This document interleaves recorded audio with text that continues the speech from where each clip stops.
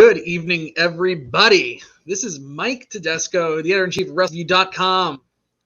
And this is Roy Nemer, the SmackDown recapper of WrestleView.com.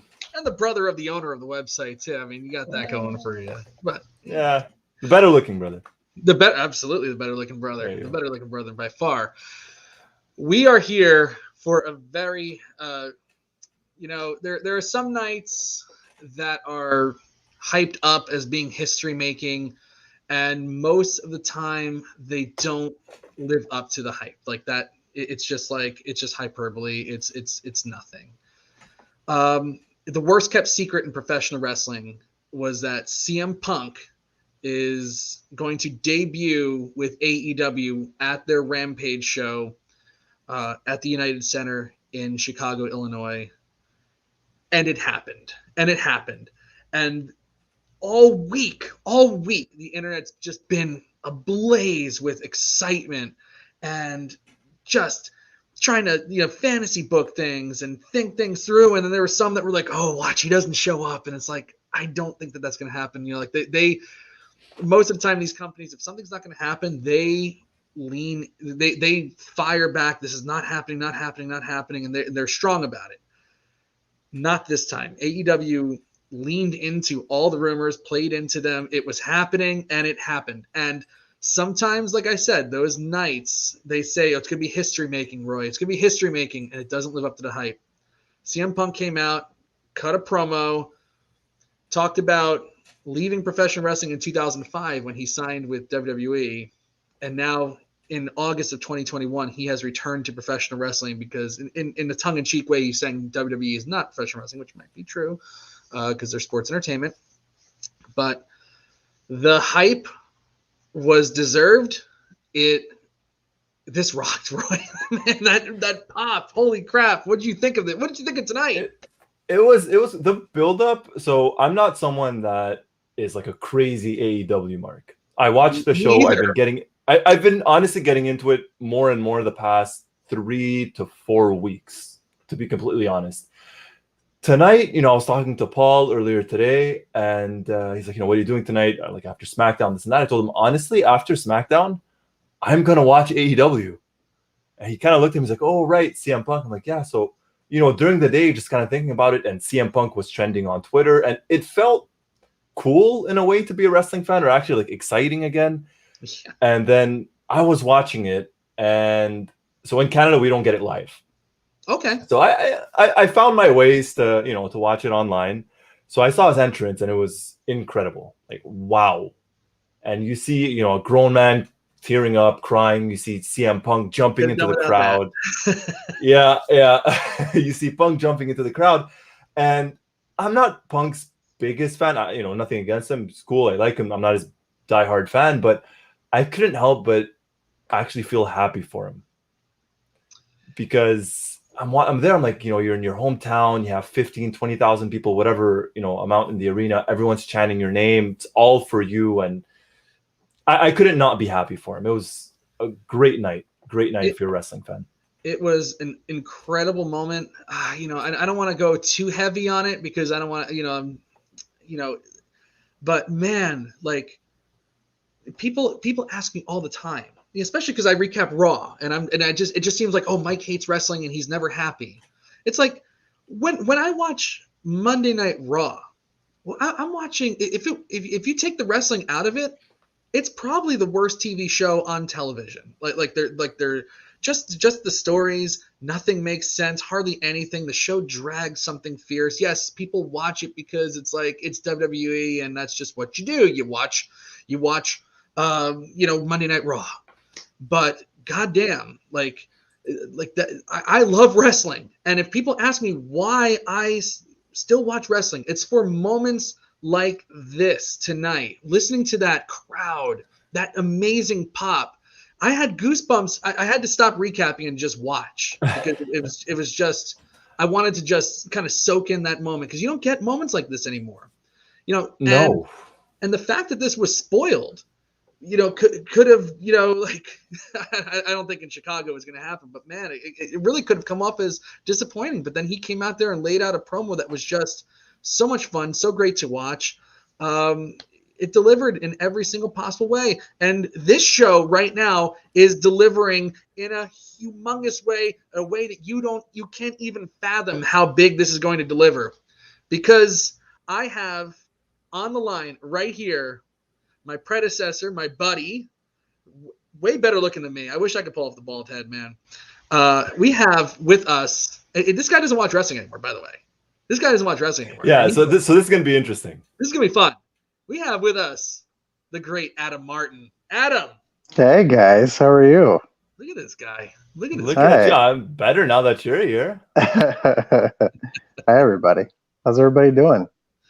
Having a beer. Cheers. I'm great. Cheers. I'm doing good, man. So, Adam, long lapsed fan now for a while. Oh, yeah. 2 years. 2.5. Actually, when was the last the WrestleMania that I watched with you, without the Ronda Rousey? 2019. 2019. Whew, yeah, that was my last full pay-per-view. I think the last, actually, I take that back. The AEW pay-per-view where Double or Nothing. Jericho? Was it the Jericho or the barbed wire? Where the Cody Rhodes, Dustin Rhodes match. I remember you watched that. That and where John Moxley showed up, and I was dunking on everybody on Twitter because everybody called me an asshole. But that was the last full pay-per-view I watched, and then I was just kind of, I'm good. And this tonight was weird because I legitimately was packing up my computer, I'm moving out of this house. It's the last week has been terrible. And I was like, I'm going to turn on AEW. I'm going to see what's going on. I have to, because I'm on Twitter, so I'm not an idiot. I saw what people were saying. I saw Tony Khan's little message where he's like, we're going to deliver. So I was like, oh, he's got to deliver on something. And then I knew the Punk stuff, but I didn't, you kind of wonder too, because he's been very aggressively, not anti-wrestling, but doesn't want to talk about wrestling, especially during his MMA stint. But I was kind of curious. So I was like, you know what? I didn't know it was an hour show. So I thought they were going to maybe save it for the second hour, but I thought, oh, duh, this is a new show. Maybe it's only an hour. And they full bore. The other thing I don't think people understand, that arena is the biggest arena in the United States. And Really?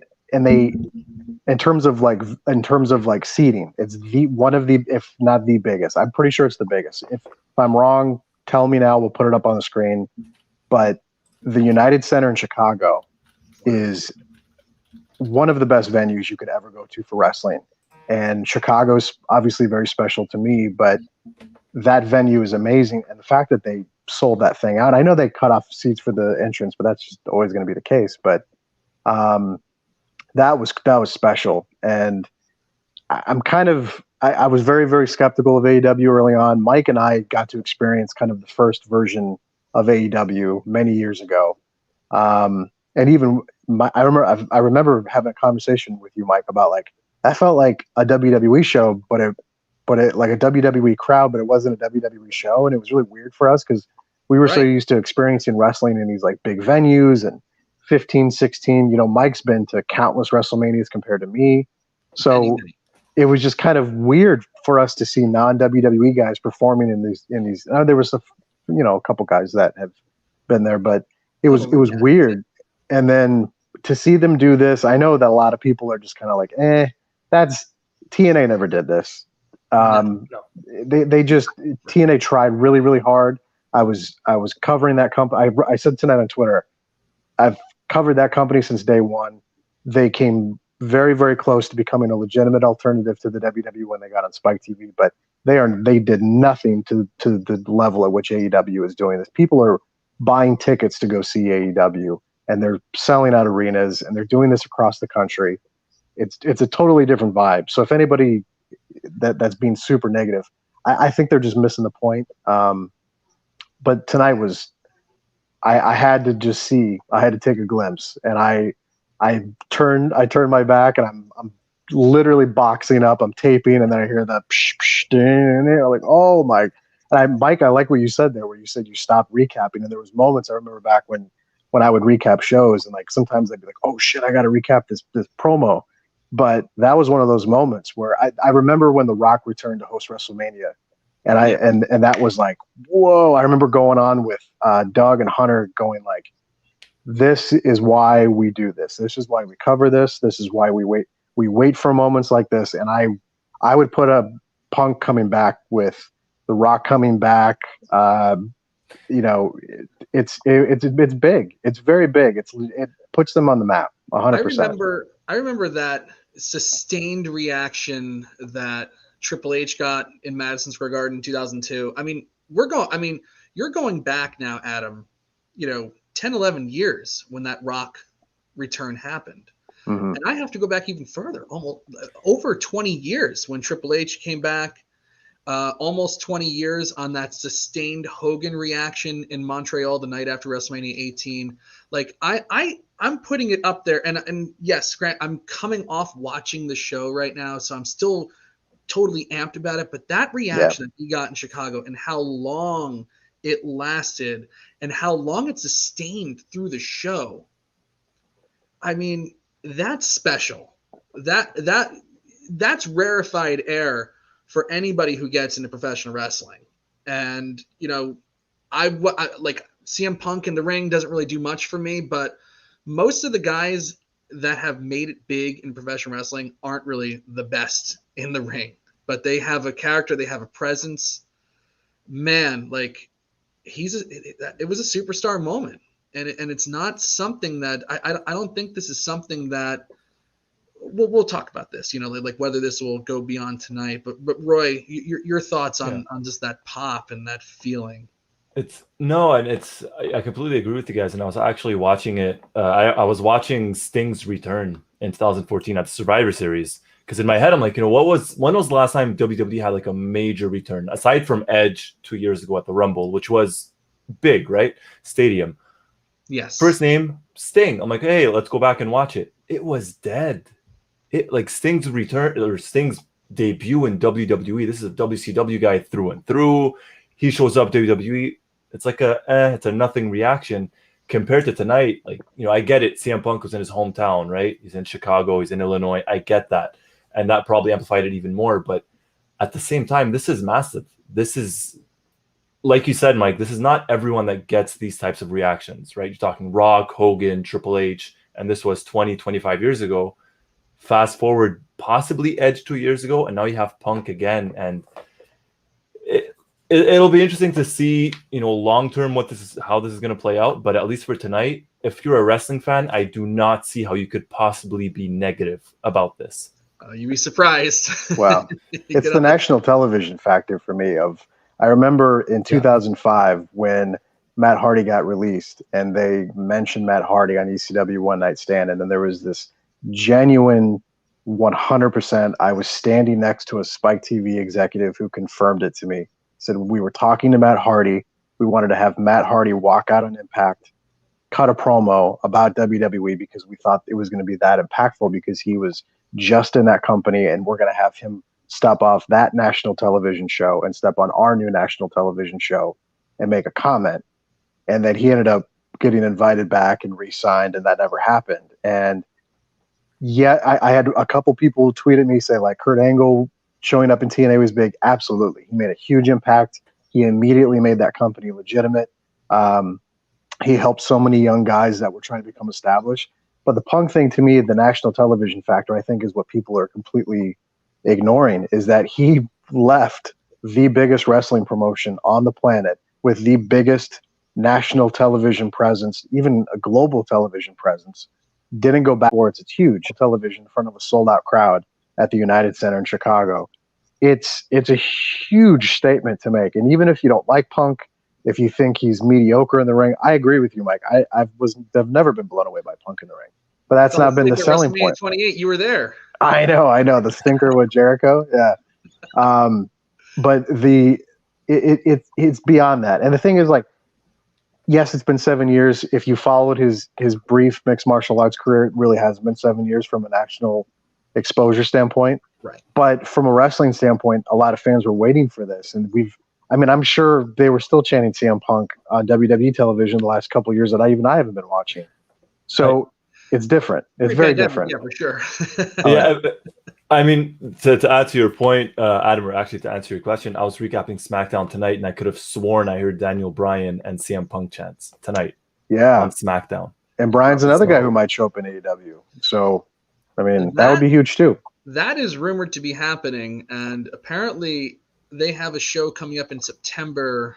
And this is a big place, Arthur Ashe Stadium in Queens, New York, which is where they have all the U.S. Opens. Yes.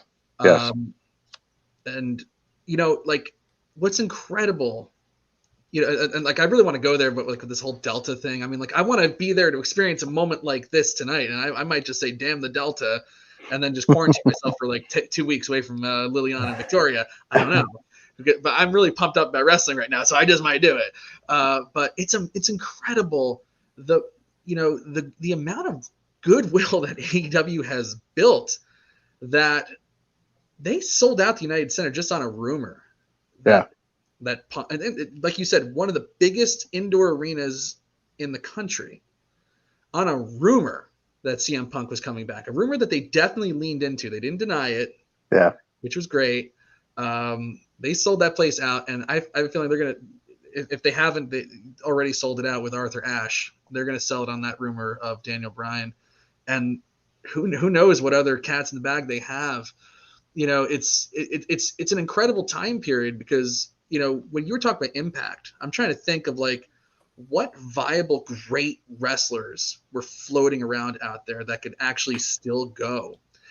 They were like, yes, they're like death by 1,000 paper cuts, but when they went national, there was really like nobody big that wasn't already signed by WWE that was like floating around. Like this is a really interesting time in wrestling where you got Brock Lesnar, who's a free agent. I don't know if that would happen, but he's not signed by WWE right now. You got Daniel Bryan's not signed. You had CM Punk. Like these are guys that you can actually build a company around, and just their mere and they can go in the ring. It's not like Hogan, Hall, and Nash coming into Impact to try it again. Like this is an interesting time in wrestling. Big names. Sure. And some big names, and kind of like if you go back to Impact, I remember I think it was 2005 when they got Christian, and that was probably like their biggest attraction at the time. And no disrespect to Christian, but in terms of a name, Christian, CM Punk, there's levels. Right. Yeah, Christian though, but don't forget Christian was on the like just starting to tease the fact that he was going to be possibly a main event guy. That was like summer 2005-ish, I think, or something like that. Yeah. And I'll never forget this. I'll never fucking forget this. Madison Square Garden, Christian's in the ring with Vince McMahon, and the crowd is cheering Christian, loudly cheering him, going along with everything he's saying, and they're still like, we're not convinced. And I couldn't fucking believe that. And I knew at that point, okay, that was a good decision for him to make at that time, because eventually he was welcomed back and it was fine. But how fucking stupid were they to at least not try it in the summer, when we all know as wrestling fans, that's when you experiment. That's when you try new shit. That's when you try new feuds. That's when you try new stuff. And they just went, that is the mecca for them. And they just went, And so when he left, to me at the time, that was a big impact for them, no pun intended. But Kurt was obviously way bigger, way more established, immediately gets in there with an established homegrown talent like Samoa Joe, and it was different. But tonight, I mean, they kind of did that with Punk tonight with Darby Allin. I don't know much about Darby Allin. I think I've watched him wrestle twice. I know that they're doing stuff with him and Sting. It was completely bizarre to see CM Punk in a ring in Chicago, loud crowd, and then fucking Sting up in the rafters with Darby Allin. It's so weird to see that, but it's intriguing, and they're setting the tone already that he wants to work with young talent. I had no idea that there was a pay-per-view in Chicago in a few weeks, but that's cool. I mean, they keep doing that all-out show there. I know. Well, I mean, I get it. They're trying to stick with the theme. I get it, but it's a great town. I mean, Mike, you were there a couple years ago. What a great audience that was. So keep going back. Chicago's a good wrestling town. It's the best. Wait till they get Braun Strowman. You think he's gonna go? I think he goes. you know, I kind of go back and forth sometimes in my head. I'm like, no, WWE will re-sign him and this and that. But I've been following his Instagram stories a lot lately, just because I have no life sometimes. And, you know, I'm watching his videos and he's getting ready. And at one point there was like a Q&A that he did with some fans last week. And they asked him, you know, what's going on? And one question was, what's one dream wrestling theme song that you would like to have that, you know, you never got to have? And he said, oh, well, maybe we'll find out in a couple of weeks. So he really teased it. He really played with it. And I don't know if WWE would bring him back, but it'd be fucking interesting to see if AEW gets him, what they would do with him. I'm just curious what the response is going to be from WWE at this point. And not saying responding to the Punk thing, but they've had conversations with Punk. I've read. I don't know how legitimate they are, but I think Punk even admitted that he had conversations with him, so it's not like it's a secret or anything. But the timing was interesting with Roman Reigns talking to Ariel Helwani this week. And I didn't necessarily disagree with what he said about Punk because he's not wrong. It moved the needle for a couple months, but it didn't last long term. But that also, you know, a lot of that too is dictating. We all know how WWE books. They book backwards. And I don't think they really had any grandiose plans for Punk beyond a year or so. But I'm intrigued by those comments by him and I don't know, like I'm not watching the product. You guys are way more educated on the product than me. It seems like SmackDown's the hotter show than Raw, obviously, but yeah. I have more people talk to me about SmackDown just simply because it's on Fox. Raw just seems like irrelevant, and this pattern that AEW is kind of setting is interesting by having a Wednesday show and not much of a gap going into so is Rampage always going to be a 1 hour show? Yes. For now, it's 1 hour, Hopefully. which is, if you think about it, really smart because you have 2 hours of SmackDown. You have to imagine people are going to watch SmackDown. You know, like wrestling fans are going to try to consume everything. And then they figured, hey, you know, let's take that extra hour, just 1 hour and make it the best product that we can. And it's really, I think this is a really cool concept. You know, 3 hours of wrestling, 2 from one promotion and 1 from another. Well, that was always the burnout I had with it, especially Raw going 3 hours. Some of those episodes of WrestleView Radio we did back in the day in the VIP section, we were just like, oh my God, like it was never ending. It was, and it's weird too, because like I listened to what Mike and Victoria say, and the vibe with your show versus like how like Roy, I get the sense that when Roy's talking about SmackDown, it's 2 hour show, a little bit differently paced.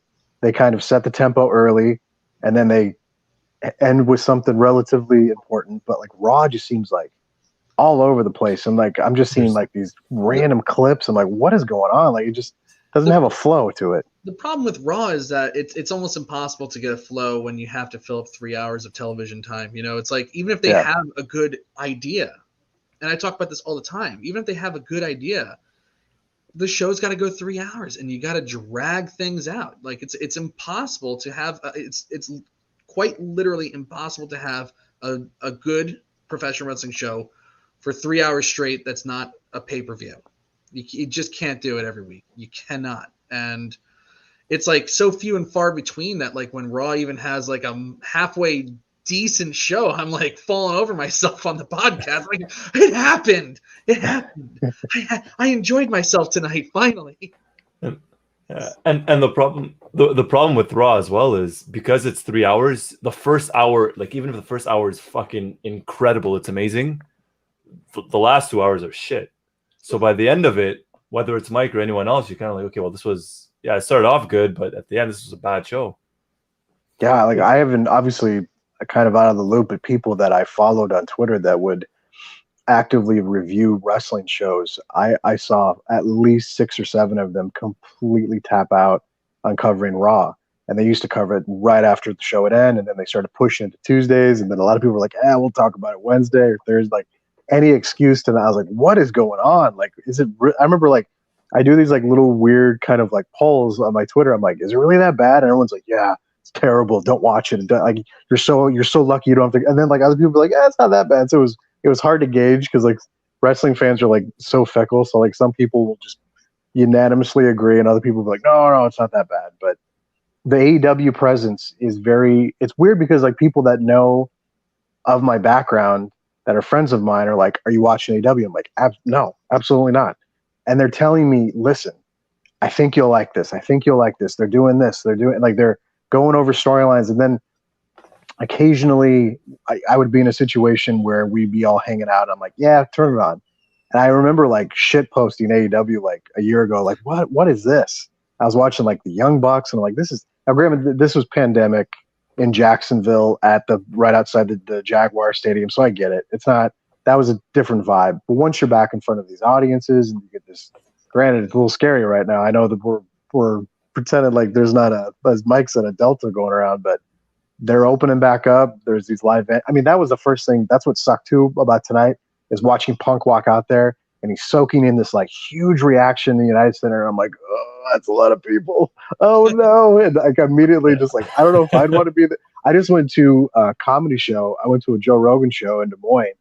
There was like 12,000 people there. And the whole time I'm like, I don't know if I should be here. But it was fun to be in the atmosphere and around an audience and hear that roar. It was really weird to be around that again. So that's why wrestling needs a crowd. And I think Mike has talked about that. I've heard Roy talk about that many times too, about it needs an audience. You need to feed off of something. And I can't even imagine if we'd be having the same conversation if Punk returned in front of, the like 50 people they would scatter out in the crowd in Jacksonville. Like the impact of that would have been terrible. So you do need these big audience reactions like this, but it's different. Absolutely, you do. You need a crowd there. You can't. It just nothing could duplicate. That you can't manufacture that pop. You can't manufacture a feeling like that. And that's you're so right about that. About the just how much the crowd really just made the moment that much special. Yeah, it was cool to see CM Punk, but when I'm thinking back about like that moment watching him walk out, like the very first thing is like, wow, like I just had a friend text me right now.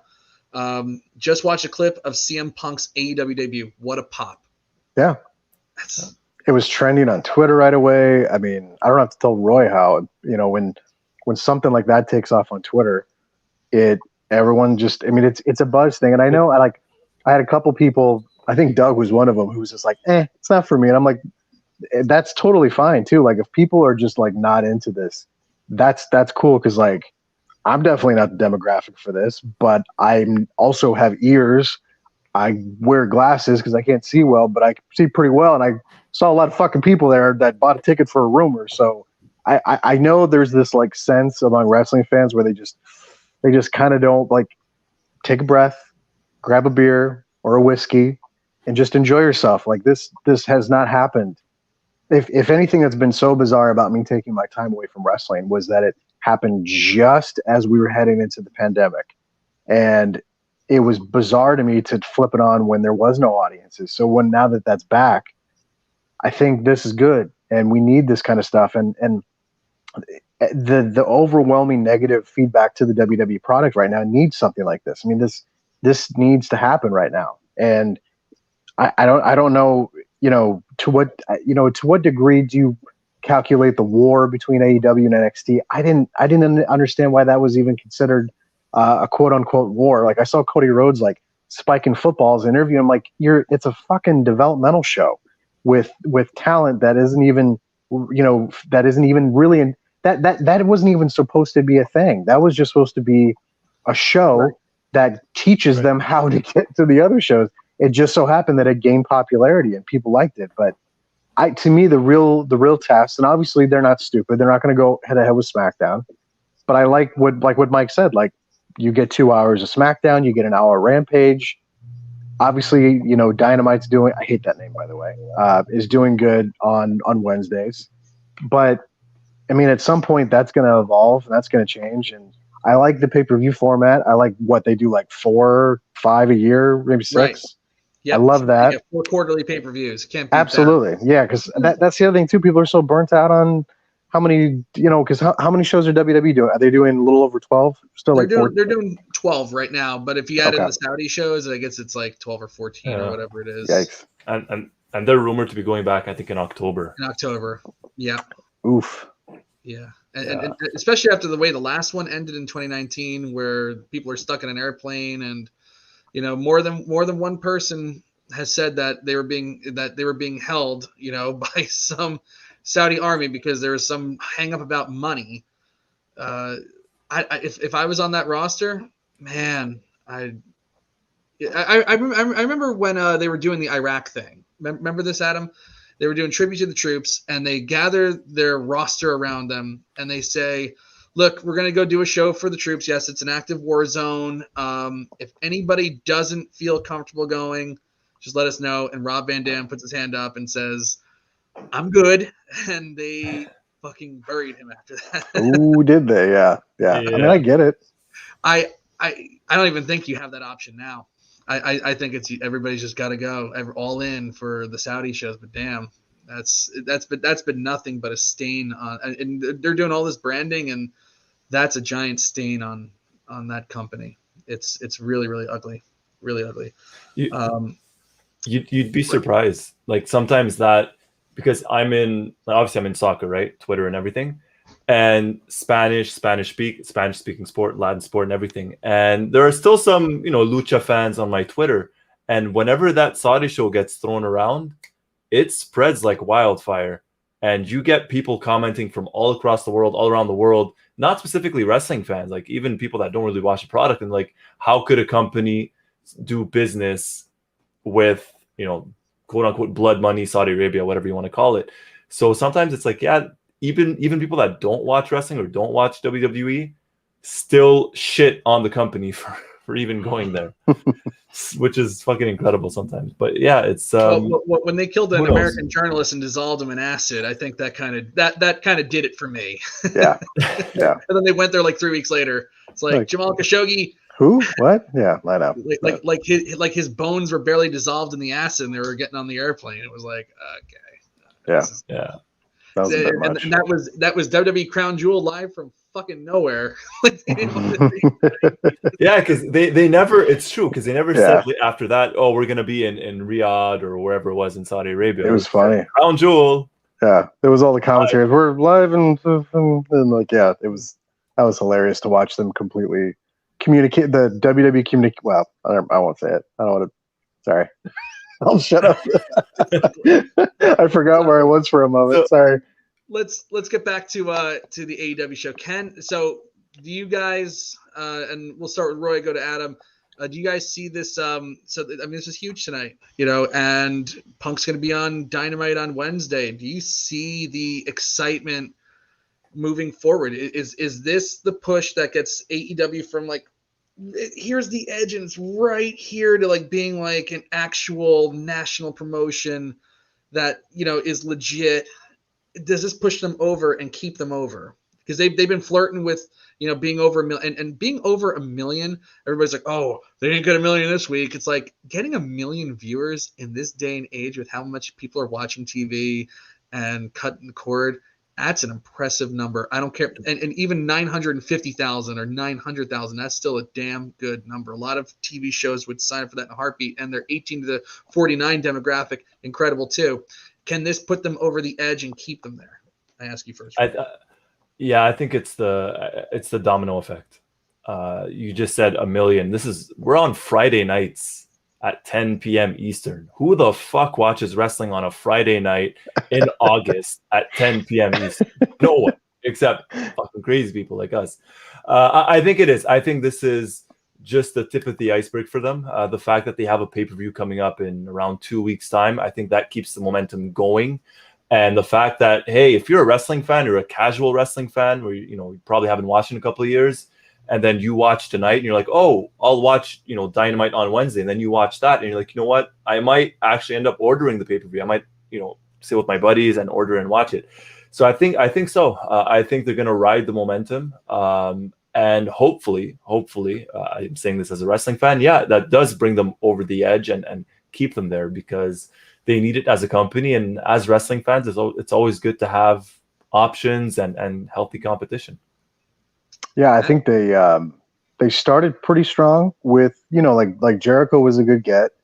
And they had, you know, guys that didn't have a lot of national television exposure, but were fairly popular. I know Mike and I, when we were at StarCast, we were like, people were like lining up for Kenny Omega. I'm like, what? Like, it was, I knew he was popular, but I didn't know he was like that popular. Me too. And same with the Young Bucks and a lot of those guys. I was just like, that was a very eye-opening experience for me, because we had primarily focused so much on WWE, and that opened my mind a little bit to like, oh, there is like a pretty rabid wrestling fan base outside of that bubble.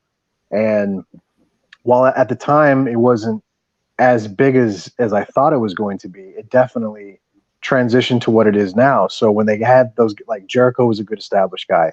Everybody knew who Cody Rhodes was. So that was good. And then you had some of those indie talent that had been popular in Japan and you know, with the Young Bucks and Kenny Omega and stuff. And then, like, you know, you see like Matt Hardy trickle in. That was good. But you know, Christian come in. But unfortunately, a lot of those talents that trickled in were during the pandemic when there wasn't these big audiences. So it was kind of a hard sell. But I do think the Punk thing, even if you don't like Punk, and I was pretty critical of a lot of his comments. I actually really, really appreciated what he said in his promo tonight. And that he basically said, listen, if you were waiting for me to show up back in that company, I'm sorry, because it was never going to happen, because, you know, he had such a terrible experience. He ended up in a massive lawsuit with them.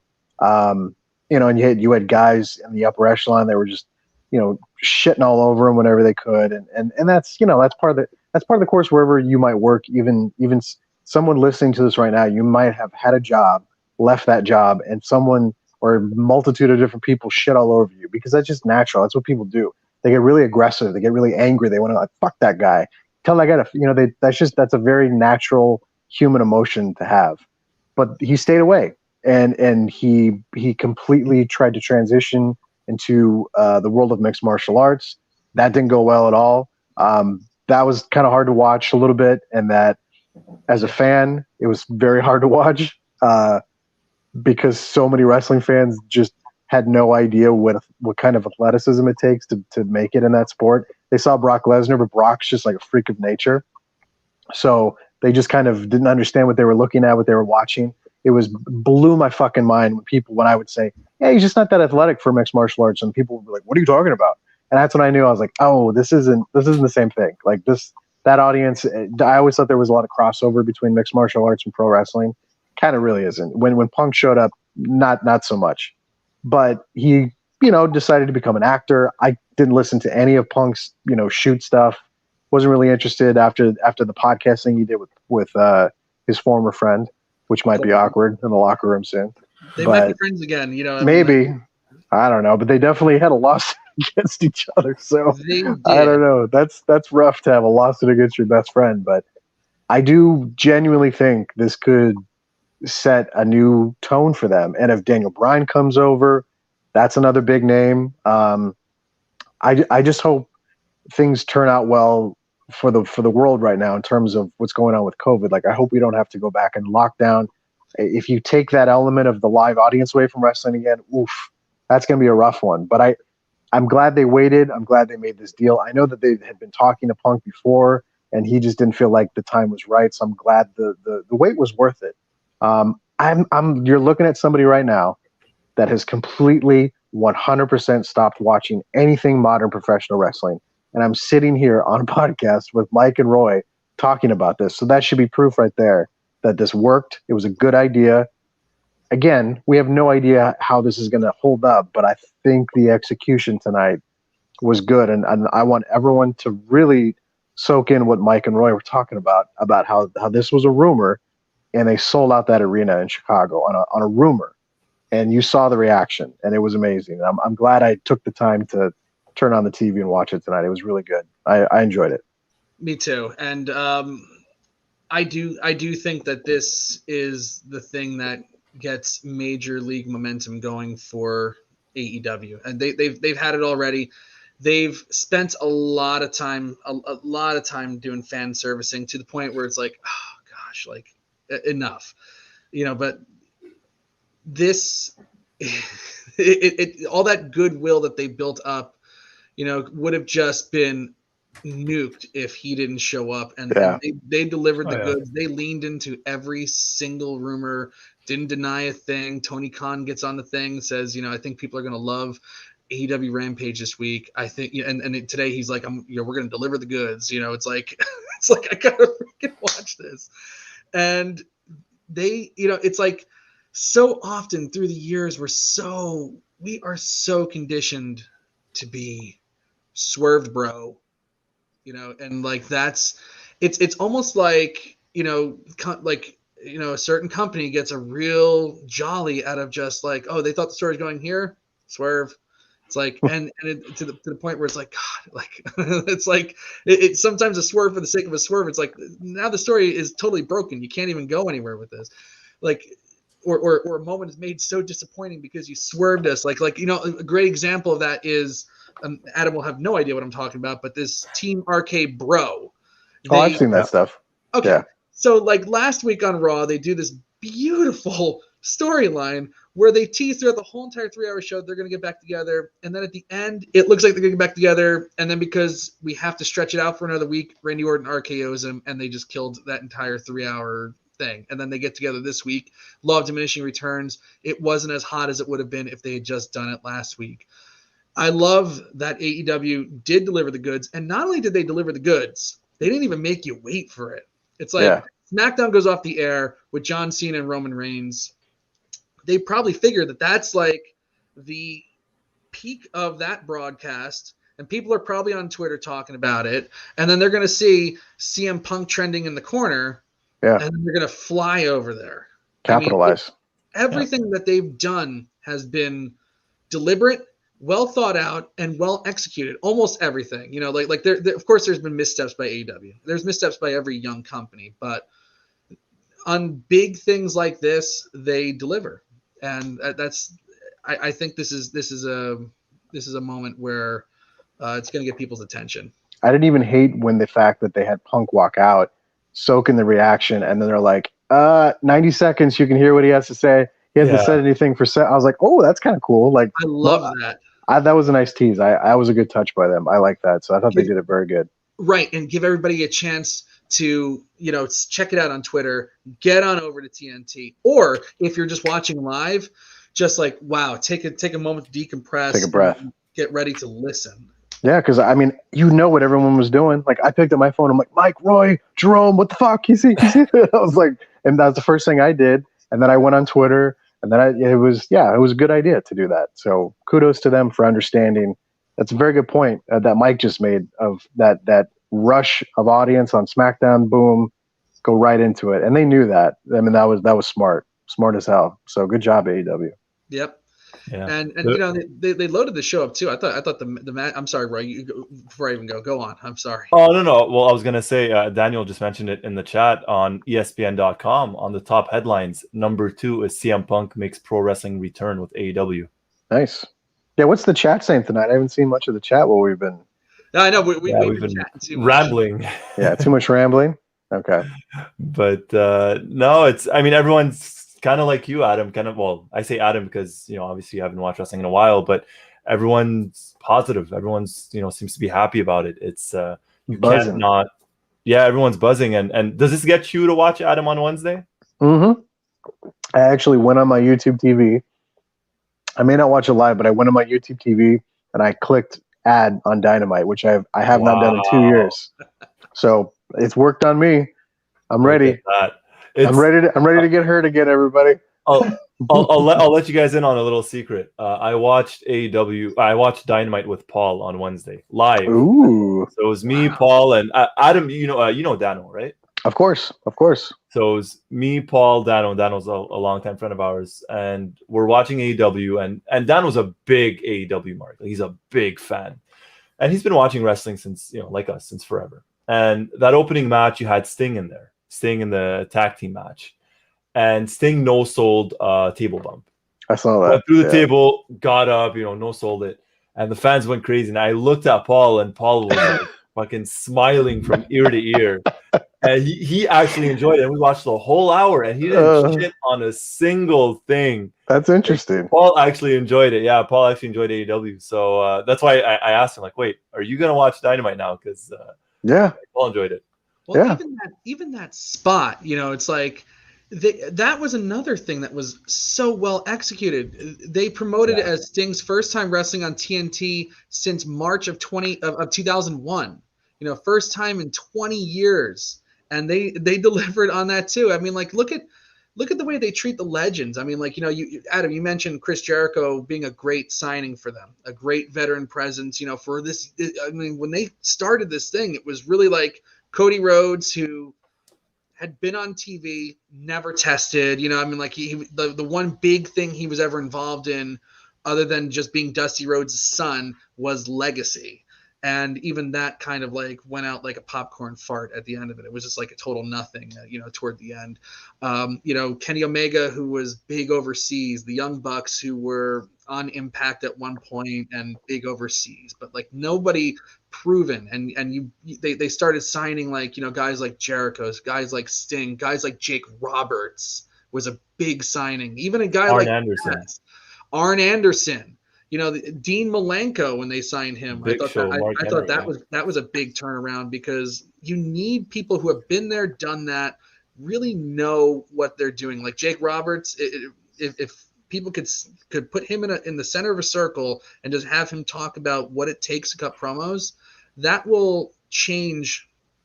That could change somebody's career. You could learn a lot from the guys that they've signed, and they've treated them well, but they don't overdo it with the legends. That's what I like too. You like a legend shows up in WWE, you can be damn sure they're going to be getting their face stomped into like a steel, steps or whatever. It's like, oh, well, he was a has-been, never was, apparently, I guess. It's like, even though it's like Hulk Hogan or whatever. But they have really assembled a heck of a roster, a great young talent that's raw, but can definitely learn, can definitely be trained, and guys that know television. Jim Ross. I noticed that right away when they showed Christian with Jungle Boy, the Luchasaurus, who I'll never forget because that's a hilarious gimmick, and then the little tiny dude, I forget his name. Marco Stunt. Yeah. And then I noticed the graphic showed Matt Hardy with these two guys I've never seen before. What are they called? Jurassic. Oh, that's Private Party with Matt Hardy. Oh, I'm sorry. It's Private Party. Okay. Again, don't watch everybody. Sorry. This is no kayfabe here. I'm not watching, but I liked the fact that I saw Matt Hardy and Christian as like mentors for the teams. Like I was like, oh, that's a good idea. Like I don't know who these people are, kind of, but I know who Matt Hardy is. I know who Christian is. Like that's very smart. So they've understood that aspect of it. I think they've done that very good. So that's a step in the right direction. Absolutely. And my good buddy Nafis Sadat, who is a legend in our chat rooms here, I bet the SummerSlam scripts are getting rewritten. Is SummerSlam on a Saturday, by the way? It's tomorrow. Yeah, it's tomorrow. Why is it on a Saturday? What's with that? Isn't the Logan Paul or Jake Paul fight on Sunday? No. Yeah, there's some event taking place on Sunday. That's why. Pacquiao but they've done fucking. Probably. Well, there's a Pacquiao fight this weekend because it's in Vegas. Oh, that's why SummerSlam's in Vegas. I don't understand. Yeah, I mean, yeah. Okay. Then is the Pacquiao fight in Vegas? I'm gonna look that up right now. Look it up. Manny Pacquiao. I forget who he's fighting, but I know there was a Pacquiao fight. I think they want to with the John Cena, main event. I'm sure it's not cheap to get him onto the show now, considering that he is a legitimately big star in Hollywood. Even if going against Pacquiao would take 100,000 people away or whatever, they don't want to lose anybody. I think it's smart. Do they really give a shit about that though? Now that it's subscription based, I mean, I don't. Adam, I have to believe that they do. Okay. In order for me to continue watching their fucking show, I have to believe that they care at least a little bit. I have trouble thinking that they do sometimes. Like I remember Double or Nothing. I remember like I racing home from the shore. I was down in Wildwood, Victoria. She had just gotten pregnant, or she was pregnant for a few months or whatever it was. Nice. Good job, by the way.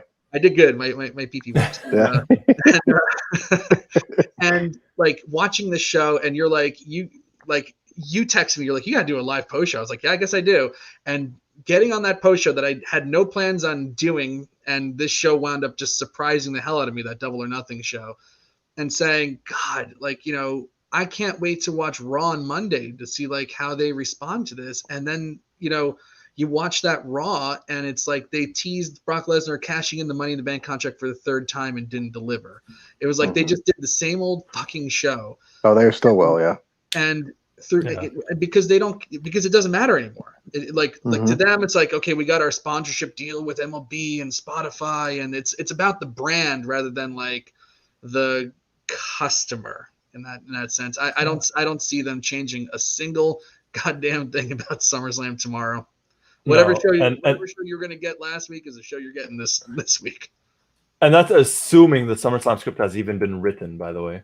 And good point. I'm checking now. Actually, the Pacquiao fight is on Saturday. It's tomorrow in Vegas as well. Okay, so that's why I was like, why would that dictate? So I'm guessing they're trying to capitalize on the people that are going to be there. Maybe, but I mean, if you're a boxing fan, you're probably not going to SummerSlam. I mean, no, I don't. But yeah, it's Manny Pacquiao, versus. I thought there was a reason.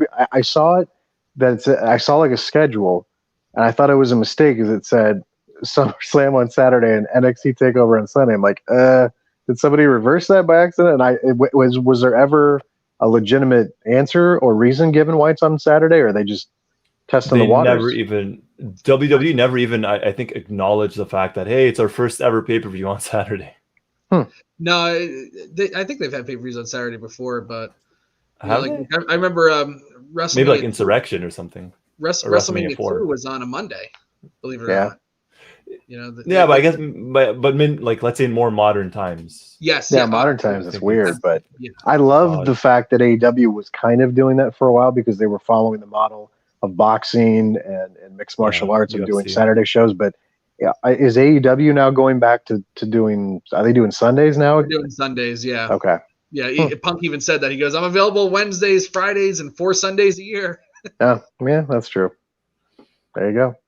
So what's the reaction been to, like, on Twitter or in the chat to the Punk thing? Like, I assume people are excited. Maybe a lot of people seem to be excited. There are some that want to poo-poo on the parade.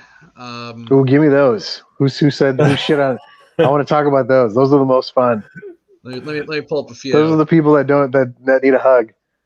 I know. Well, here, because I mentioned, like, man, that Roman Reigns comment didn't really age well about like how, you know, Punk's return means nothing and what it's like. It meant something tonight. It means something. He wasn't wrong in that Punk didn't really move the needle a lot, but that company wasn't moving the needle with other people either. So I mean, you can't put that on the. They haven't built a legitimate star since John Cena. You know, it's like there's a lot. I mean, like, even think about the CM Punk thing. He was legitimately gone after that Money in the Bank pay-per-view, and they re-signed him, and they had the SummerSlam match. And in September, he's losing to Triple H. Yeah. It was quick. Didn't last long.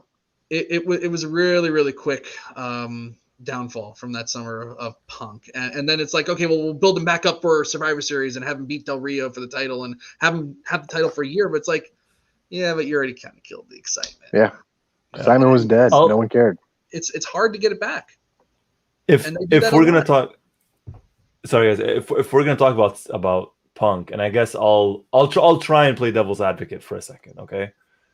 Him coming back obviously brings a lot of pop, and he's going to be feuding, I'm assuming, with Darby Allin. But Darby Allin is kind of on a high right now. Like, they're kind of pushing him, obviously placing him with Sting. I'm guessing Punk beats him, right? But what are they going to do? Like, you can't keep pushing CM Punk. Eventually, you got to get people over. And are you going to keep using CM Punk as a stepping stone for every single wrestler? Like, how do you balance that? Do you push him for the title, or you just use him against the younger guys? Because according to his promo, that's what he wanted. I mean, how would you book this? Is my question. Well, I remember being this is back in the Wrestling News Live days, being very upset when Kurt Angle came into TNA and ended Samoa Joe's undefeated streak. I was like, really? We're doing this? And then I had to step back and go, well, hold on a second.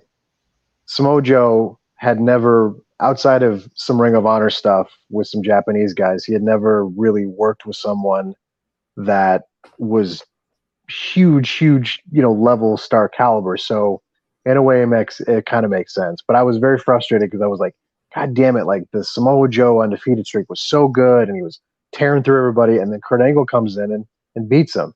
But then that built to another match between the two, and it was one of the best matches that Joe's ever had with anybody. So I kind of get that vibe with Punk. It's like, let's put him in there with somebody who's, not super unknown, but not at the level of him. Maybe Punk beats him, maybe he doesn't. But I don't think it matters. I know they do. I know they do like the win-loss thing at AEW, which is, I know that's a little silly, but it's a little silly to have a record in professional wrestling. But just the rub, I think, is probably good, and just to get in there with someone. I think that's the goal of Punk coming back. If him just work with some different talents, work with some new talents, see how it goes. But I mean, it's eventually going to wear off. Everything wears off eventually. Kurt Angle and TNA wore off eventually. I mean, the momentum can only last for as long as it can. But while you have it, work with it. Right. Well, the Kurt Angle thing with a couple of DUIs also kind of impacted that. That deflated it too a little bit. Yeah, that played into that for sure. Like a lot of those guys, it's like some like a couple tragic things that happened in that company. But he gets a DUI, send him out there for the main event. That's kind of why they are where they are now. Yeah. This is a hell of a night. Jamel mentioned, the feud I'm most intrigued with is CM Punk versus MJF. That could be good. So, you have like the ultimate heel in the company up against them. It'll be cool, like you said, Adam. Eventually, the novelty does wear off. It's just what's, in my opinion, anyways, what's keeping AEW interesting. Obviously, storylines are good, matches are good, but it's legit every month or every 2 months to bring in a star, whether it's Aleister Black or Andrade, and now it's CM Punk, and before that was Matt Hardy or whatever. And if they bring in Bray Wyatt, if they bring in Braun Strowman, those are guys that, to kind of add to what you mentioned or to what you asked earlier, Mike, these are guys that could, really push the needle and keep them over the edge. I guess, how can I put this? When is too much? Like when you have too many stars, because the roster is getting there. It's jam packed. It's really, really jam packed. I think they're just there. I think I don't think CM Punk signing with them hurts them whatsoever. No. But like I don't really know if a Braun Strowman is that. I mean, like Bray Wyatt, I would take a chance on him. I think his creativity, and if he could, unleash what he wants to do. Again, another guy who's good in the ring, but again, that aura, that presence, that is superstar feel. I think if they let him in there and they let him create the way he wants to create, I mean, like, you look at how good the Fiend started off as, and then once they realize, wow, this is a viable product, let's give him the treatment. And he got the treatment all right. The fucking Fiend got the treatment all right, to the point where they looked at him and said, well, there's not much more we can do with him, so I guess we got to make a budget cut here. Like I think they have room for a few more of those, like a Braun Strowman. I don't really know. He came in through the WWE system. I don't know if he would really thrive in AEW, where he has to, perform. I don't know. I don't see that. I don't know how that's going to work out. I'd love to see him go to New Japan first and maybe get a little more seasoning there. But I personally think WWE just hires him back for less money than he signed than they had him for before. But yeah, they're pretty damn close. It's not like it's like there's 12 or 13 releases from NXT, and people are like, oh, I'd like to see this guy go to AEW. I'd like to see Bronson Reed go to AEW. I'd like to see Mercedes Martinez wind up there. And Adam Cole. Adam Cole is a star. He's a star. He's a star. They've treated him like a star in WWE television too, which that could only help him. And if you want to look at how little they're paying attention in that company to some of the things that they're doing, they didn't even know that his contract was running out. They thought he was signed until January, and his contract's up, and he signed on a handshake, on basically a handshake deal to get through Takeover. So he could show up on AEW this Wednesday. Mm-hmm. Biggest star in NXT. It's an interesting time in wrestling, guys. I'm telling you. Yeah. I'm telling you. But It's a different vibe. You can't release 12 guys and like have AEW just sign them. There's some people that get released by WWE that if they don't sign with like Impact or New Japan or Ring of Honor, they're just gonna be out of wrestling altogether. You know, there's some people that just will just be done. But they're pretty loaded. I can't see they're top heavy. There's not enough spots to get everybody on TV every week. I mean, like, look, you have Pac on their roster, and he doesn't make it on television every week. Well, that was what I was going to ask. Is like the roster seems really loaded, but could the concept be that they're willing to load up the roster to keep the television feeling fresh, so that you're not seeing the same people every single week, and it doesn't feel redundant? Like, could that be the well, that's been the draw. That has been what they're doing. And then, like, guys that they're not using, they throw them onto the YouTube shows. So they're still working, but they're just not taking up television time, I guess. And it's not a bad concept, because I know they were flirting with the idea of the whole concept of having seasons in wrestling the way we get with sports, where you only get a certain sport for a certain amount of time. And how cool would that be with wrestling? So you don't feel the redundancy of like, well, I've already seen these guys wrestle. I've already seen these girls wrestle. Like, oh my God, like how many more times can I watch this same promo? And how many times can I watch Charlotte Flair get on a microphone and use the same dial? Like, I saw Charlotte Flair on my Twitter timeline. I'm like, she's been cutting the same fucking promo for 4 years. Like, I get it. Like, I totally get it. So maybe this approach by AEW could be really good and really, really expose WWE. And I don't think they're ready. I was always really cautious to get like, oh, WWE better watch out, especially during the TNA days. I was like, it's a viable alternative. It's on national television. It's a place to work. But I don't think it's ever going to threaten WWE by any means. AEW feels different. And again, I'm not trying to make it be over dramatic and I want the Monday Night Wars back and, blah, blah, blah. I don't really think that's what we need. I think we need something different. I think this approach could be the key of let's avoid redundancy. Let's load up the roster. Clearly, the Cons have a lot of money, so they can do this, and they're getting some money back now on the television licensing with not one but 2 shows. They'll get more money back with touring. I'm sure the merchandise is doing fine. There's going to be a video game coming out, so I'm sure there's going to be more paths to get more revenue. But I like this concept, this idea of like, hey, let's load up the roster, but we don't have to put everybody on television every week, and it can kind of make it feel fresh. It's a good idea. Yeah, I actually, you saying that is a really, really great point.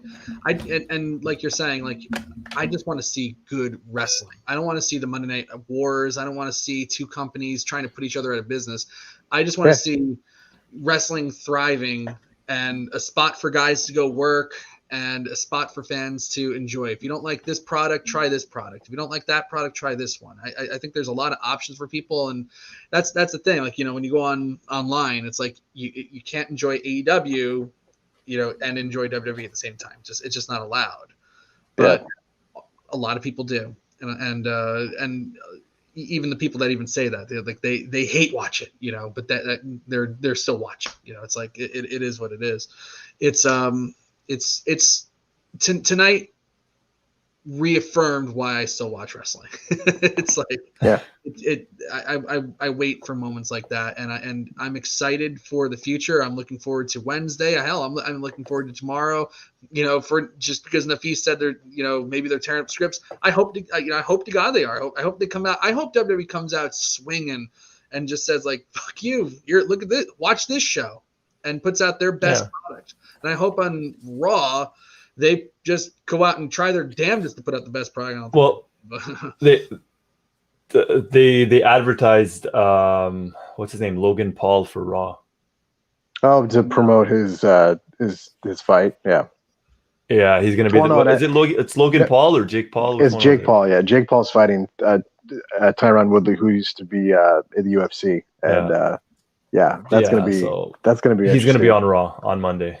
Oh, okay. Well, they need to promote that fight because I don't think it's going as well as the last fight with Ben Askren as far as trending goes. But yeah, that's good. But Yeah. Easy promotion.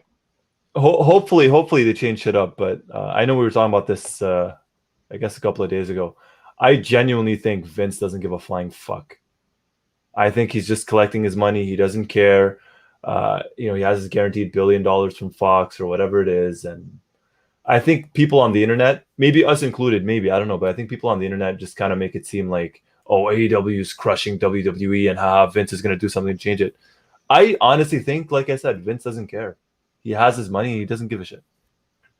Oh, well, I think if you listen to like the conference calls and the little jabs that he makes toward them, oh no, they're not like WCW. No, it's nothing like that. We're Ted Turner's billions, doing the thing, and Roman Reigns going out and saying, oh well, Punk doesn't matter. He didn't move the needle here. It's like that kind of shows that they kind of do care a little bit. Yeah, it's worse actually. I think if anything, it's worse for WWE because at some point Ted Turner had to accept a buyout from AOL and get completely pushed out of the picture. And then a standards and practices company started to dictate the programming on WCW. And you're not going to get that with AEW. I mean, unless for some strange reason TNT and TBS freak out and they say, you know what, we need to make some changes to this. It feels like they're so hands off and they're just like, you guys you understand wrestling, you do it, just go. And it's a totally different vibe than WCW. And if Vince is, I don't think Vince is that stupid, but if he is that stupid right now, then he deserves to lose, and he deserves everything that's coming at him if he would make that big of a mistake, because that's a terrible mistake to be making. He can't do that. It's the company is full of hubris right now, and you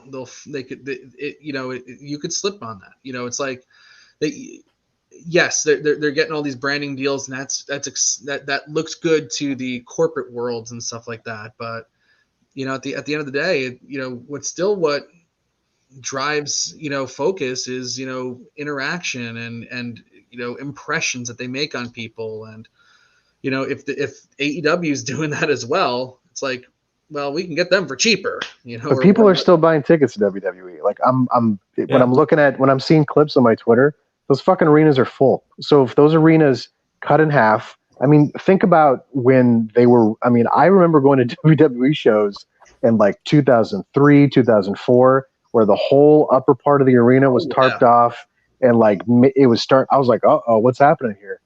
You're not seeing that right now, even though the product is not great. They're still selling tickets. When they stop selling tickets, that's when you need to be concerned. The television licensing, that's kind of set in stone. The stuff with NBC, with Peacock, that's set in stone. The Spotify shit, that's all gravy. But if people stop showing up, that's when you have a massive problem. That's not happening yet. So I know a lot of people yet, are don't not forget, yet. They only started going on the road. They did a month ago, and they did. That excitement. You got the John Cena thing. He's back for the summer. He's appearing at all of the shows. He's promoted to appear at all of the shows, even if they don't use him on TV. He's still on all those shows. I'm very interested because until they announced John Cena, they opened up tickets for Chicago. They opened up tickets for Phoenix. They opened up tickets for Dallas, and they did not sell out. In fact, they were sluggish.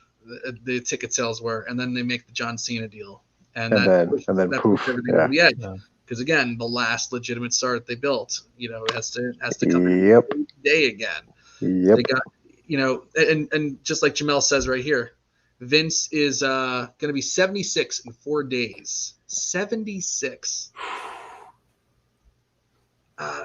Sounds like to what he was saying, that then I see Shane get pushed up the upper echelon in the corporate structure recently.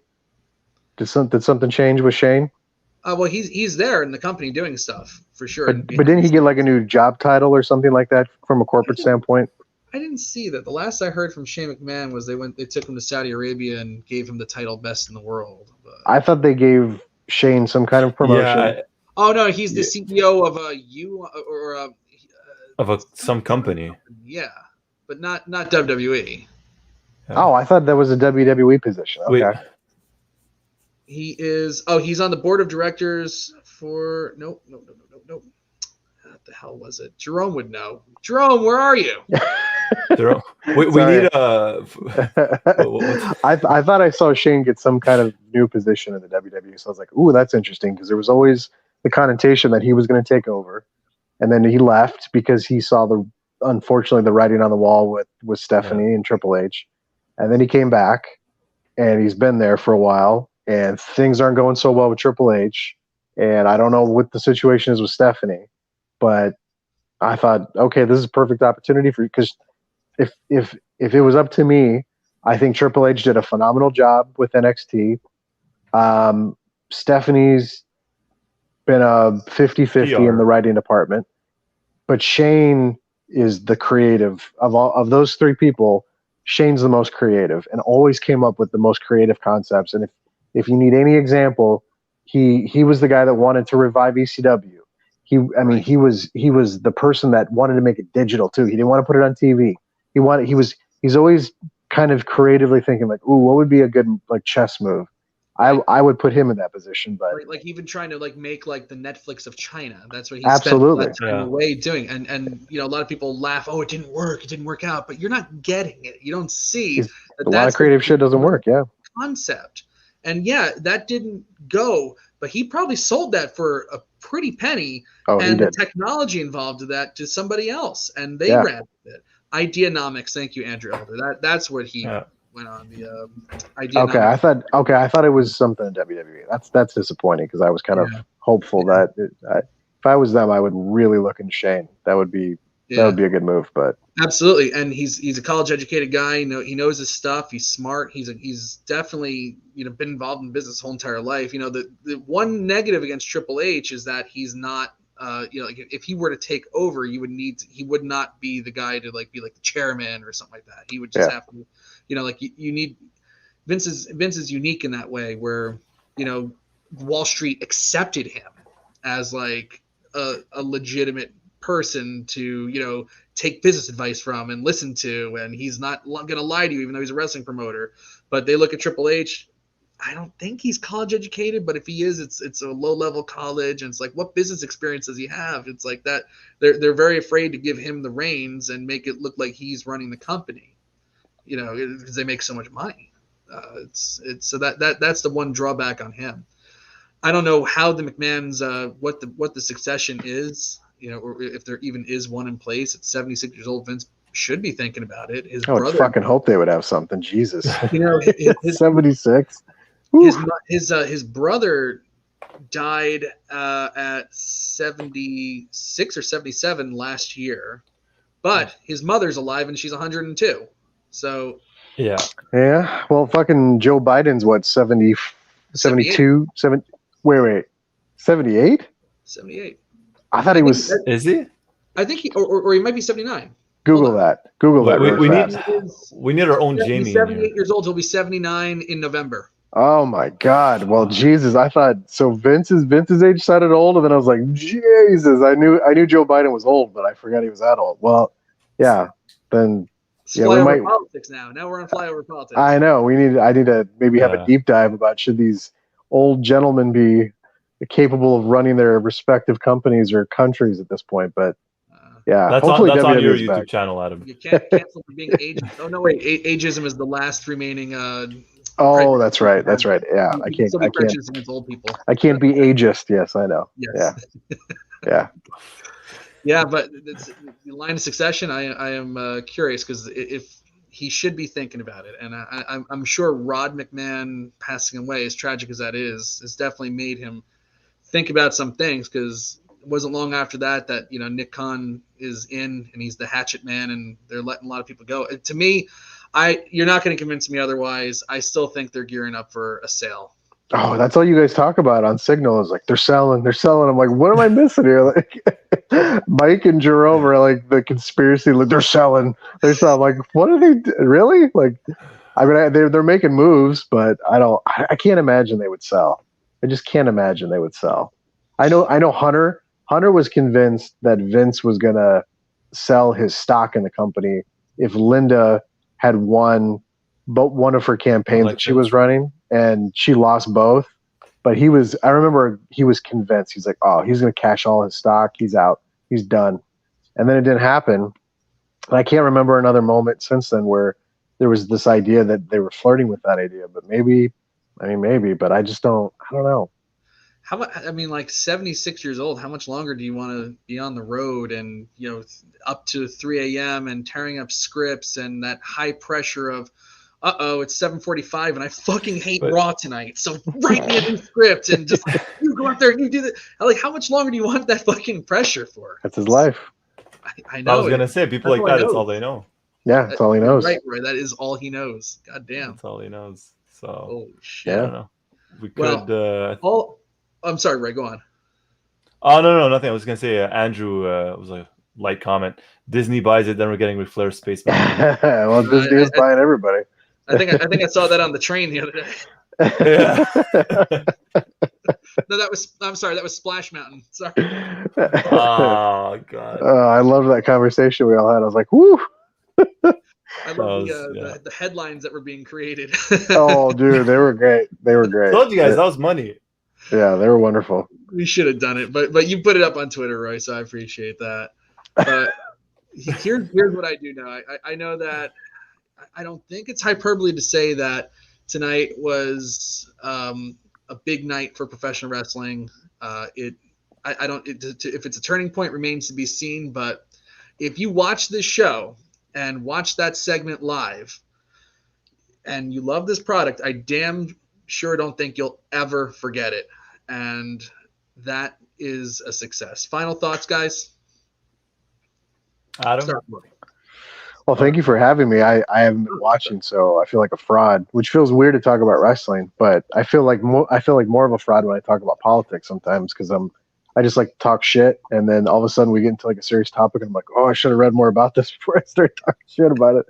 But I could get away with that with wrestling, but now I can't even get away with it with wrestling because I'm not really watching. But it is still, I mean, I'm not watching it consistently, but it's still part of my Twitter timeline. Like I can't escape it. I had this brief moment where I was like, fuck wrestling. And I don't know what it was. I was just like, oh, I was definitely burnt out on it. Probably the way Punk felt. And maybe that's the goofy connection I have with this tonight. Maybe it's a dumb connection of like, he was burnt out on wrestling. I was burnt out on wrestling. He stayed away for a much longer time than I did, but it's one of those things where it's like if you have watched or you've experienced wrestling, you've experienced moments like this. I knew the whole day I was like, I was gonna tweet something like, how fucking hilarious would this be if Punk doesn't even show up tonight? But then I was like, why would they do that? Like, this isn't WWE. WWE has a track record of that. This is a totally different promotion. Tony Khan is like the most hilarious person to observe as a human being. He is like us if we had money, like billions of dollars. And it's like, why would this dude be doing these interviews? And and then Punk was fucking with people on commentary because he does cage fighting commentary. I forget the name of the company. But he was making little quips and jokes, like being all elite and stuff. And I'm like, why would he? And I know he's had fun with it, and some people have had fun with it in the past, you know. But I was like, it's in Chicago in the United Centers. Like they got to do this. Like they have to do this. And so I loved every second of it. I loved the little, soaking it in moment, the 90-second little break, the promo. I like that he went a little off on WWE, but he didn't go full bore fuck WWE, because that was one of the things I hated the most about TNA, is they would always cut the same promo of, they didn't let me be me, and the powers that be, and like he just straight up said, listen, I went somewhere for a long time. I probably shouldn't have been there to begin with. That was always the story of his career. They did a whole documentary about why he shouldn't have been where he was and the success he achieved and all that stuff. All right. They even covered him going to Ring of Honor in that documentary about how much he loved that, how he didn't want to leave. He didn't want to go, but he knew the time was right at that moment to sign the contract. He had an offer from TNA the same time. He could have gone to TNA, but he didn't. Smart. I actually saw the contract too. He had a legitimate offer to go to WWE and TNA was on Spike TV at the time. and he passed up on it. And he had a pretty solid run in WWE, and it was strange how it ended.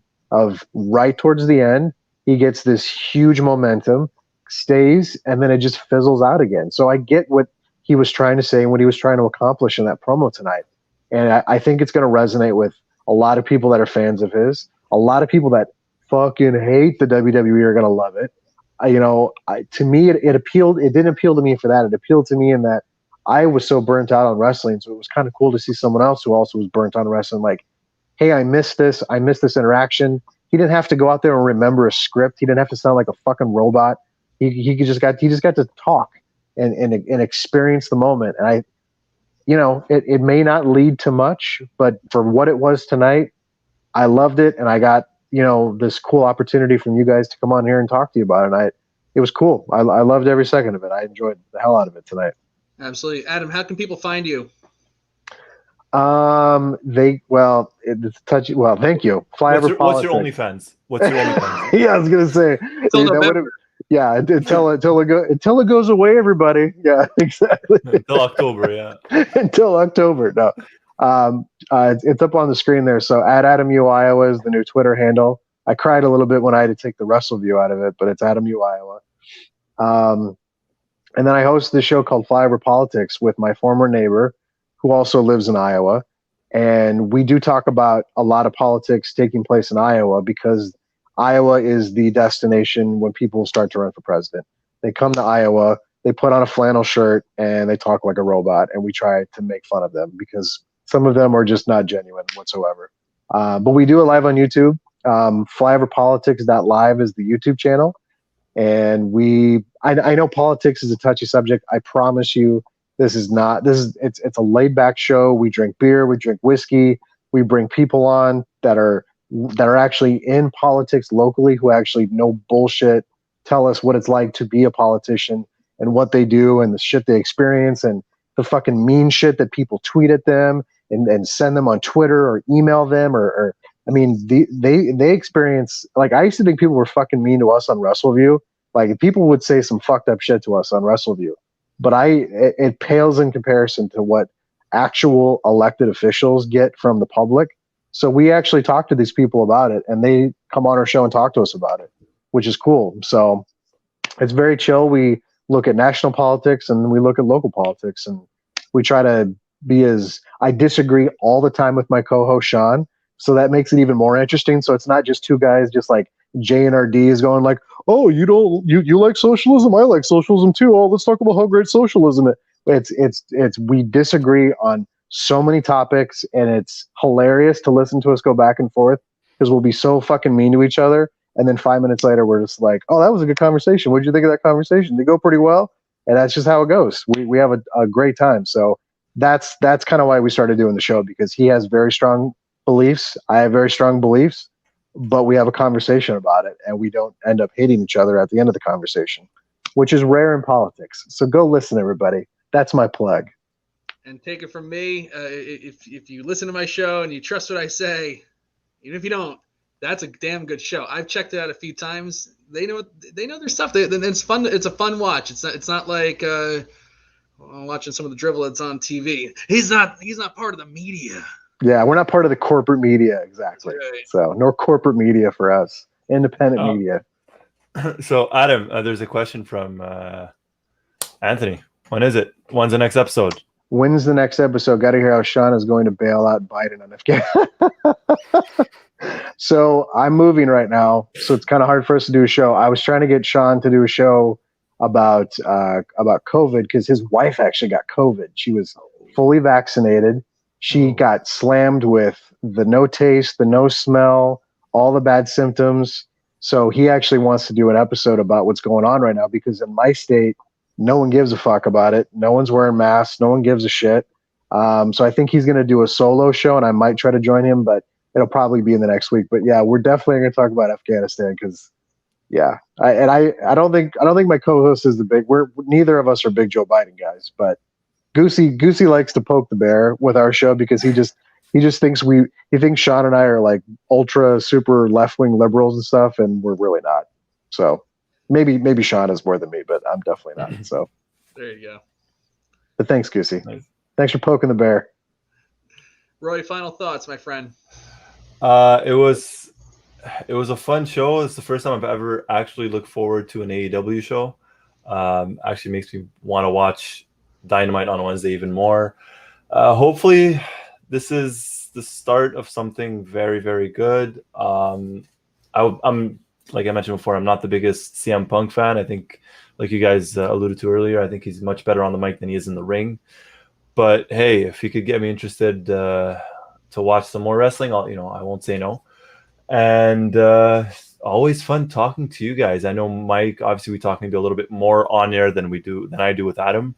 But always fun when it's a threesome like this. Ooh, that's a bit kinky right there at the end. Thanks, Roy. Roy was just waiting to say that, wasn't he? He was just like, "Oh, I'm gonna drop this word, see how everybody reacts to it." I was like, "Hell yeah, man! I'll bring the beer." We're gonna keep this PG. Now we got Roy's sandwich between us, Adam. Here. Oh, there we go. Yeah, we got a Roy toy sandwich going. I like it. There you go, Roy the boy toy on OnlyFans. On OnlyFans. He's a snack, man. Oh, by the way, Mike, I was going to tell you, I want to start, if it's okay with you, I want to start contributing some nostalgia articles on WrestleView now that there's new design and stuff.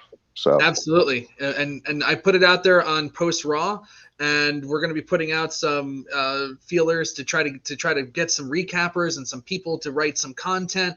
I know I got Andrew Elder talking about writing some classic old school recaps and stuff like that. We got Daniel Shell who wants to give opinion. We have a lot of people that said that they want to get involved. Mr. V and Dave Stevens. Oh shit! Essentially, the Teachers Lounge coming back strong. That's it, and it's not just gonna be content just strictly for the websites. It's also here on the YouTube channel. So just be on the look out for that. And I know that we talked maybe about some video games and stuff like that too. Oh yeah, let's do the video game thing. And I got my classic Raw recaps. They'll be starting up this coming week. I am pretty excited about that, and I gotta tell you, I'm excited about professional wrestling. I am like. I can't think of a PG way to like even like do that thing where it's like, oh, like I'm like beating like a dog and I still keep coming back to my match. Like I love wrestling, and it gets me pumped up when I watch a show like this tonight. And I can't wait to watch SummerSlam tomorrow to get more wrestling. And I hope that the momentum just flies through the whole entire genre and stays, because when wrestling's good, I think everybody's happy, even though some people find a reason to be miserable. Like like on Twitter on a Twitter tonight, I am done with it all. People taking pot shots at WWE. It's like, bye, see you later. We don't need you being miserable. Yeah, they just need a hug. Yeah, people just it's like oh, you can't. It's like whatever. Sexual frustration, Mike. That's what it always boils down to in the wrestling community. I will. I'm more enjoying often the than not. I want to enjoy WWE tomorrow. I hope they have a great show. I hope Takeover is great. I hope Raw kicks ass. I hope NXT on Tuesday is good. And I hope AEW on Wednesday is fucking awesome. I'm excited. We got the new website up. We got. Wow. Sorry. Not to cut you off, Mike. But Adam, realize how he said, "I hope SummerSlam's good, Raw's good, NXT's good, Dynamite's good." No mention of SmackDown. Oh, Mike, how fucking doesn't rude. even mention SmackDown. How rude. Yeah, he's just jealous because you Fuck get it, I'm out of here. No, well, because Thursday's Impact, and I don't know what Impact can Yeah, Thursday doesn't count. I'm just messing with you, Mike. Just messing with you. Sorry, I killed your little go home speech. He's just mad because he has to cover Raw. He's just mad. Yeah. Well, actually, funny thing, a little BTS behind the scenes here. As soon as I get on this damn show, Roy goes, "Finally, you recapped a show that was better than mine." Yeah. Yeah. That's how it goes. That's true. Yeah, Rampage was better than SmackDown. This is an esteemed threesome here, Yeah. hot and heavy, and no protection. And creamy, raw. Mike fucking went for it. I thought my no protection line was going to be the worst one, and then Mike just fucking took us through the wall. So good job, Mike. Good job. It's great to hop onto a video chat with you guys and talk wrestling, and talk regular things too. So, hell yeah, brother! Thank you so much, everybody. Thank you for tuning in to this unexpected live show. We'll be back tomorrow with WrestleView Live, talking about SummerSlam. It's going to be me, Victoria, and Mr. Roy Nemer again. And hey, maybe we can get Adam to watch the show. What do you think, Roy? Yeah, I don't think so. Well, you know what? Maybe I should pick a big. Well, I guess if it was be a big show, it should be tomorrow. But I'm moving, so no I know. thanks. I know. It's hard pass. Survivor Series, Adam. Put your money where your mouth is. Survivor Series. Adam's been. Oh, sorry. Go on. Yeah. Is that November? Yeah. All right.